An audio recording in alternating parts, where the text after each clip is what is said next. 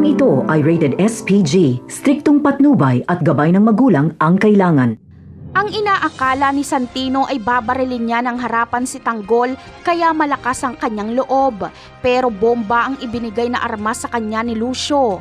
Hindi sang-ayon dito si Santino dahil maraming madadamay na inosente. Pero wala na siyang magagawa. Siya mismo ang magtatanim ng pasabog sa ilalim ng stage. Makikita ni Santino si Marites na nasa gilid ng stage at malapit ito sa pasabog.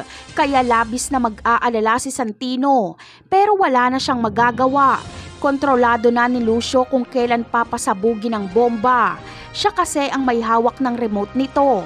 Mas lalo pang pagsisisihan ni Santino ang kanyang ginawa kapag marinig niya na sabihin ni Fatima na si Miguelito ang pumatay kay David. Kaya dito na mahihimasmasan si Santino na mali ang kanyang ipinaglalaban pero huli na ang lahat. Ganon pa man ay gagawa ng paraan si Santino para marami siyang mailigtas, lalong-lalo na si Marites. Ngunit masasabugan kaya si Tanggol? Ang sagot ay hindi. Buhay si Tanggol at marami siyang maililigtas. Magiging bayani na naman si Tanggol at ito ang magpapanalo sa kanya.